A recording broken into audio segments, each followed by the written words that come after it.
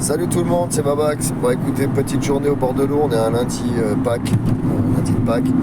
Première journée de pêche pour moi pour la saison. Donc on va aller découvrir un petit peu la Loire, ce qu'il en est par rapport aux intempéries, parce que l'eau elle a vachement monté. Donc je vais aller sur un vieux spot que je connais, comme ça on va savoir un peu exactement, je connais un petit peu les substrats et ce qui se passe au fond de l'eau. Donc on va aller faire la première session de pêche, on va aller poser une ligne juste comme ça pour le fun, voir un petit peu s'il y a de l'activité. Et puis on est en route. Voilà, c'est parti. Je vous dis à tout à l'heure pour l'installation.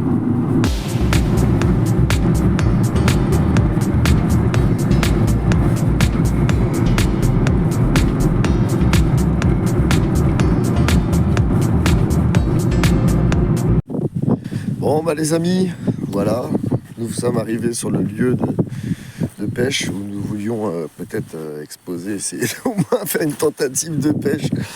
Mais là, il y a eu une sacrée montée des eaux, comme tout le monde a pu le voir là, avec les intempéries, les pluies, tout ce qui est tombé là. Il y a eu une sacrée montée des eaux. Donc je vous explique en fait. Là je suis, comme vous pouvez le voir, c'est la descente d'un bateau. Donc c'est la descente de bateau, c'est un endroit où je viens souvent descendre mon bateau. Donc on a quand même pas mal de berges avant d'arriver au bord de la Loire. Mais là, quand vous allez le voir tout de suite, je crois qu'à mon avis, ça va pas être possible. Alors, est-ce qu'une pêche est possible dans ce genre de lieu? Ça peut être pas mal parce que je connais un petit peu le lieu. Je sais qu'il y a des cuvettes, je sais qu'il y a des choses qui peuvent se passer, mais sincèrement, ça va être impêchable. Je vais vous faire montrer. Je n'ai jamais vu la Loire aussi furieuse que ça. Alors, on va retourner l'appareil. Donc, comme vous pouvez le voir, zone immergée, voilà. Donc à savoir que les bateaux, généralement, on descend en voiture jusqu'au fond, là-bas, jusqu'aux gros arbres à gauche, là. On garde les voitures ici et on descend le bateau juste après. Mais comme vous pouvez le voir, tout est immergé suite aux intempéries. Ça va jusqu'ici. Malheureusement, ce spot, c'est pas bon. On ne peut pas pêcher ici. Voilà. Bon, on va laisser trouver un autre endroit. Allez, à tout à l'heure. Bon, bah comme promis, on arrive sur le deuxième spot que je connais. Donc là, on est sur des zones vachement plus hautes, on est sur des plateformes qui sont un peu plus élevées. Donc du coup, on va avoir un surplomb et on va avoir une vue un petit peu plus globale sur la puissance du courant. On va voir, ça se trouve un peu trop de courant, on va vraiment pêcher la bordure à même pas 1 mètre du bord et puis on va voir ce que ça va donner. Bon, je vous fais découvrir ça. Voilà, donc comme je vous ai dit, voilà, je vous fais découvrir un petit peu le lieu. Voilà, donc comme on peut se rendre compte, il y a du courant. C'est incroyable la puissance que peut développer la Loire. Parce qu'à savoir que là, il y a des fois, on se retrouve sur des îles en plein milieu de la Loire. Vraiment, des îles. En plein milieu de la Loire et on est vraiment... il y a très peu d'eau quoi. Et puis là, on voit la Loire qui est quand même doublée de volume. C'est vraiment impressionnant. Je sais pas si vraiment il peut y avoir des choses sympas, je sais pas, des zones de retenue. On va aller se promener un petit peu en bord de Loire, un petit peu voir ce qui se passe. Mais je pense que dans des zones de jus comme ça, c'est assez compliqué de pêcher. Maintenant, on va essayer d'aller voir un petit peu plus loin et essayer d'observer un petit peu ce qui se passe. Bon, je vous dis à tout à l'heure. Alors comme je vous ai dit, on est en train de chercher un spot un peu plus calme parce qu'on se rend compte qu'avec un courant comme ça, c'est hyper compliqué de pêcher la Loire. Par contre, on recherche des petites zones de retenue, vous savez, des petites zones où les poissons peuvent se poser, se caler tranquillement avec des arbres immergés où il peut y avoir des glands, des choses comme ça qui peuvent tomber dans l'eau. Donc là, j'ai trouvé une petite zone ici où, comme vous pouvez le voir, il y a vraiment une zone d'accalmie totale. Ça veut dire qu'il y a vraiment un gros arbre en dessous immergé. Donc une vraie zone d'accalmie. Là, il doit y avoir, je sais pas, 2-3 mètres de zone d'accalmie avant de reprendre le courant. Et c'est ce genre de zone qu'on recherche, justement.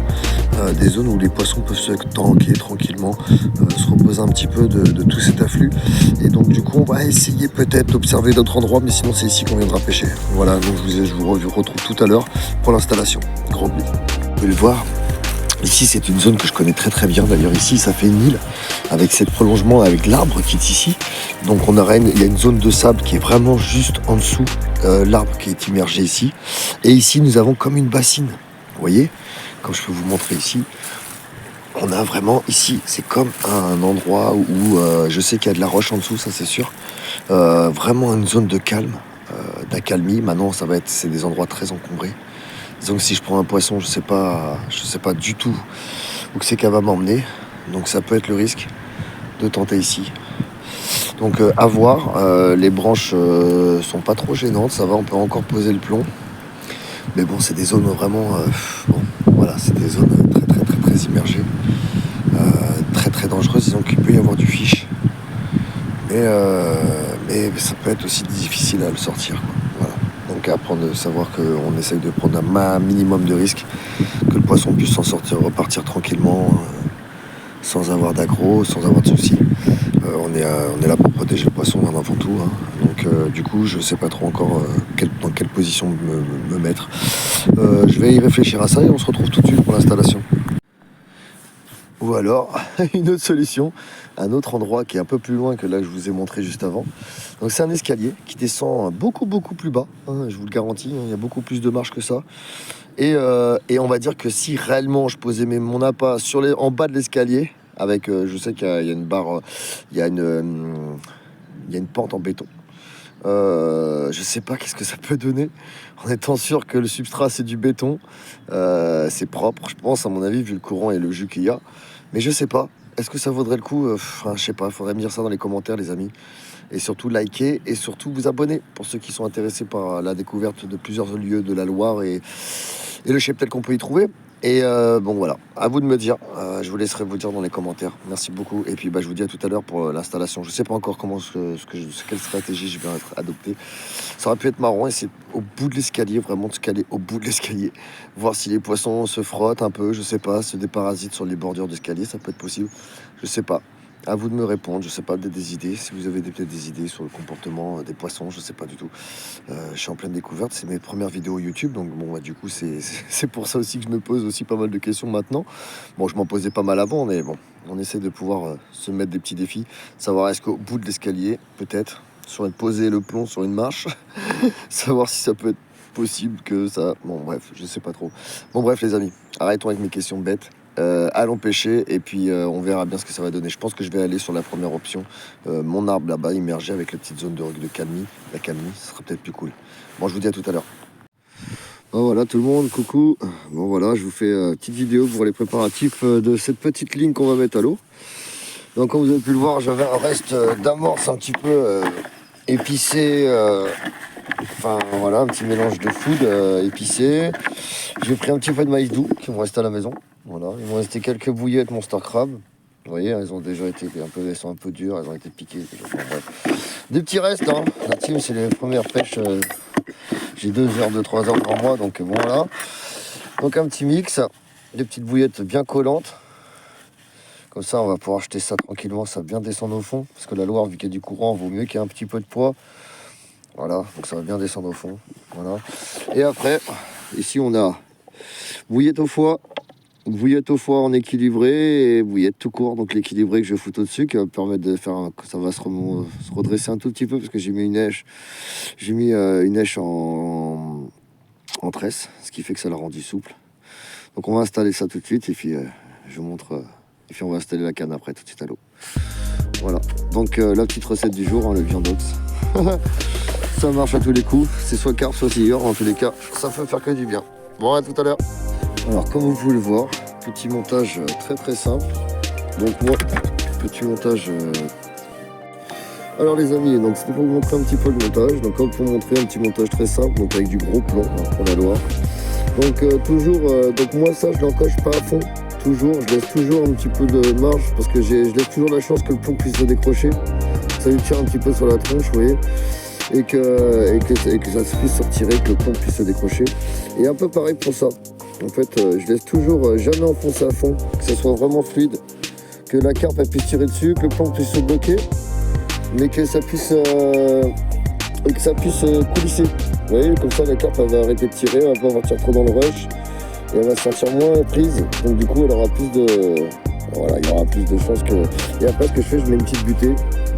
Je mets une petite butée juste après derrière avec un petit plomb. Je vais mettre un petit plomb là, histoire de faire une double prise parce qu'au bout d'un moment, quand elle va remonter et qu'elle va... Quand elle va remonter quand elle va remonter, au bout d'un moment, qu'elle va prendre trop de fil, pouf, ça va se bloquer avec le petit plomb qui est derrière. Je vais foutre un petit plomb à cet endroit-là, niveau.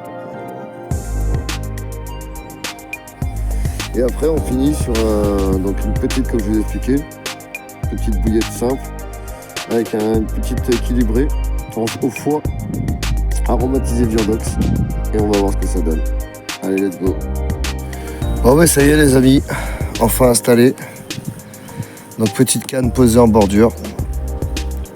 Comme je vous avais expliqué, il y a un petit endroit là, ici, au niveau de l'arbre, qui est vraiment dans le calme. Donc, ça fait tout un endroit où il y a vraiment un contre-courant. Donc, une zone de calme, quoi. Donc, j'ai fait un petit amorçage léger, comme je vous ai montré tout à l'heure, avec un petit ensemble de pisse maïs très simple. Et puis, avec une pêche très simple. Pour l'instant, j'ai eu une petite galère. J'ai vu que mes détecteurs étaient, donc avait plus de batterie, donc du coup je suis en train de les recharger. Mais bon, je serai là pour surveiller le sion, y a pas de souci. Voilà, donc je suis installé comme vous pouvez voir, sacré cours d'eau, avec du jus. Donc là on pêche vraiment la bordure à 1,50 m du bord. Voilà, avec le petit endroit pour épuiser juste là. Voilà. Et puis bah ouais, on a installé, on a déjà posé le tapis. On est tout bon, il n'y a plus qu'à attendre. Puis on va voir ce que ça donne s'il y a de l'activité malgré les hausses malgré les montées des eaux, on verra bien ce que ça donne. Bon bah je vous dis à tout à l'heure et puis bon lundi, bonne fin de journée à tous.